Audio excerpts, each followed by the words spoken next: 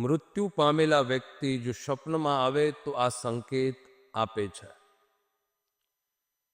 વાલા ભક્તજનો, જે પણ વ્યક્તિ મૃત્યુ પામેલા છે, આપણા સ્વજન આપણાથી જે મૃત્યુ પામ્યા છે, તો એ કદાચ સ્વપ્નમાં આવે તો શું સંકેત આપે છે?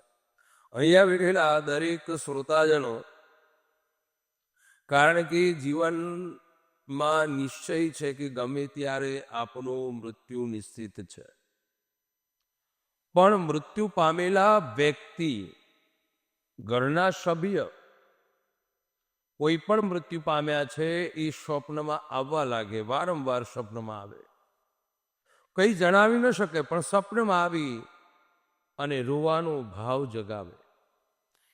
આપણને એક જ ભાવ લાગે કે એ રોઈ રહ્યા છે. તો એવા વ્યક્તિએ શું કરવું જોઈએ? શું સંકેત આપે છે? ઘણી વખત આપણે જોઈએ છે કે ઘણી જગ્યા ઉપર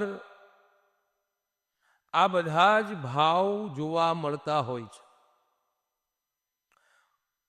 ગયા અઠવાડિયાની જ આપણે વાત કરીએ તો હું મંદિરે જ્યારે ગણેશ વિસર્જન હતું ત્યારે મંદિરે એક મળવા માટે ભરૂચથી આવ્યા. એમણે આવીને પ્રશ્ન એ કર્યો કે મહારાજ, હું વારંવાર ગમે ત્યારે શું રાત્રિના સમયમાં મને સ્વપ્ન મારા પિતૃઓનું જ આવે છે, પણ કઈ જણાવી નથી શકતા, કેવલ પુષ્પની વૃષ્ટિ કરતા જોવા મળે છે. તો આ સંકેત શું આપણને આપી રહ્યા છે? તો પહેલું તો એ સંકેત આપે છે કે તમારા જીવનમાં જો તમારે વારંવાર ઘરમાં પિતૃદોષ હોવાના અનેક કારણો હોય છે. સ્વપ્નમાં પિતૃ આવે, કઈ બોલી ન શકે, કોઈ પિતૃ રોવા જ લાગતા હોય એવો અવાજ કરે, કોઈને સ્વપ્નમાં પુષ્પાંજલિ અર્પણ કરતા દેખાય, સ્વપ્નમાં નાગ આવવા, સ્વપ્નમાં પાણી દેખાવું, સ્વપ્નમાં મૃત્યુ પામેલા વ્યક્તિ દેખાવા, આ બધા દૂષિત પિતૃદોષના લક્ષણો પણ કહેવાય છે. કારણ કે પિતૃને ગતિમાન કરવા માટે કોઈ એવો જીવ છે કે એ જીવને હજી પોતાની ઈચ્છાઓ તૃપ્ત નથી થઈ.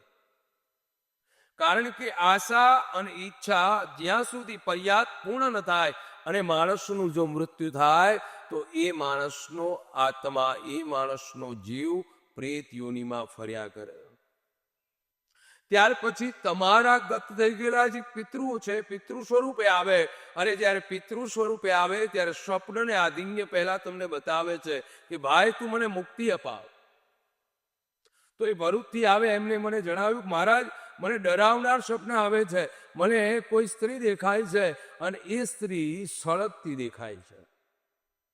આવા તમારા જીવનમાં પણ જો થતું હોય તો આ પ્રમાણે જ સંકેત મળતા હોય તો આ દૂષિત આ પ્રમાણના સંકેત છે. તો સ્વપ્નમાં કોઈ સ્ત્રી સળગતી દેખાય છે અને ત્યાર પછી એમને જન્માક્ષરને અનુસંધાને જોવામાં આવ્યું તો પિતૃદોષ હતો અને કોઈ એમના સ્ત્રી, ઘરમાં જે કુટુંબમાં કોઈ સ્ત્રી હશે એને આપઘાત સળગીને કર્યો હતો અને એ આત્માને હજી મુક્તિ નહોતી મળી. એવા તમારા કુટુંબમાં દરેક જીવો, અનેક પ્રકારના જીવો આ રીતે પોતાના શરીરને વિલંબ કરી અને ભગવાનના પદ પ્રાપ્ત નથી કરી શક્યા અને એ આત્મા ભટક્યા રાખે છે. એટલે સ્વપ્નમાં આવે. પહેલા સ્વપ્નમાં આવે છે અને સ્વપ્નથી તમે જો એનું નિરાકરણ ન કરો એટલે જીવનમાં કષ્ટ આવવાની શરૂઆત કરાવે છે.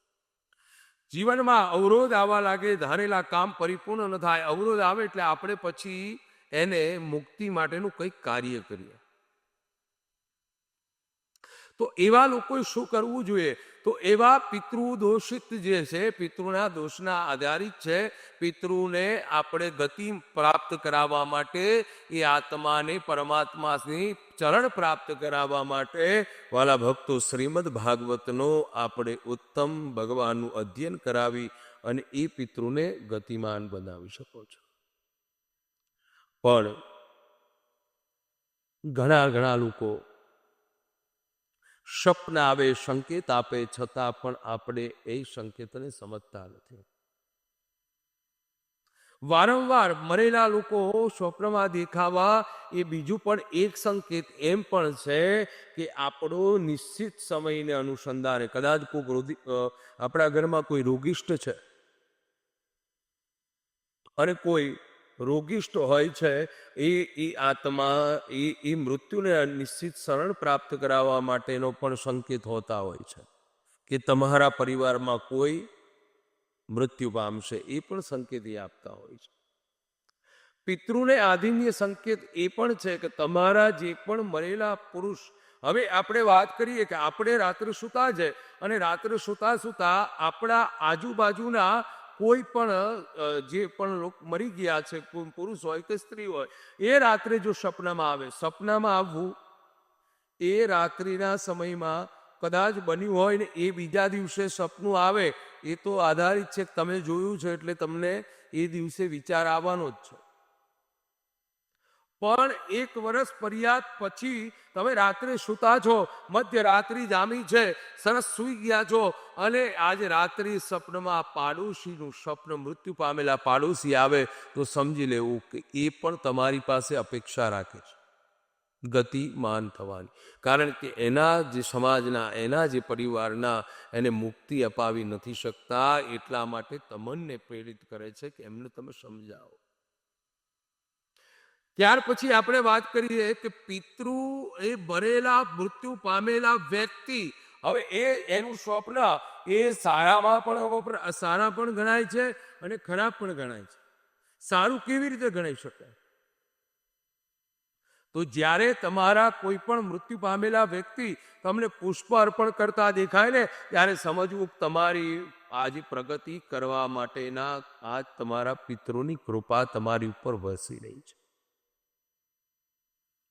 તો એ જ પ્રમાણે શાસ્ત્રમાં માણસનો જન્મ અને મૃત્યુની જે આ પરંપરા છે, આજે જે ચાલતી ભગવાનની નિયમ પ્રમાણની જે કાર્ય છે, અને એ અનુસંધાને જ્યારે જીવ પરમાત્માની સાથે વિલિપ્ત બને છે. પણ તમે એક વાત ચોક્કસ યાદ રાખજો કે તમને રાત્રિના સમયમાં જો આ પ્રમાણે સપના આવતા હશે તો ચોક્કસ તમારા પિતૃઓ કંઈક અપેક્ષા રાખતા હશે. આજુબાજુના સ્વપ્ન વર્ષ પછી આવે તો સમજવું કે એમની પણ તમારી પાસે કોઈ અપેક્ષા હશે. કારણ કે પિતૃની અપેક્ષા એક જ હોય છે કે મારા દીકરા કે મારા વંશના લોકો મને પિંડદાન કરે, મને મોક્ષ ગતિ પ્રાપ્ત કરવા માટે દિવ્ય ભાગવતનું અધ્યયન કરાવે, ત્યારે એ ગતિમાન બને છે. એટલા માટે રોજ રાત્રે સૂતા પહેલા ભગવાનનું સ્મરણ કરજો. અને રાત્રે જો વારંવાર આવા કોઈ વ્યક્તિ મરી ગયેલાના સ્વપ્ન આવે તો એ શુભ પણ છે અને અશુભ પણ ગણવામાં આ રીતે આવે છે. એટલે ચોક્કસ વાત યાદ રાખજો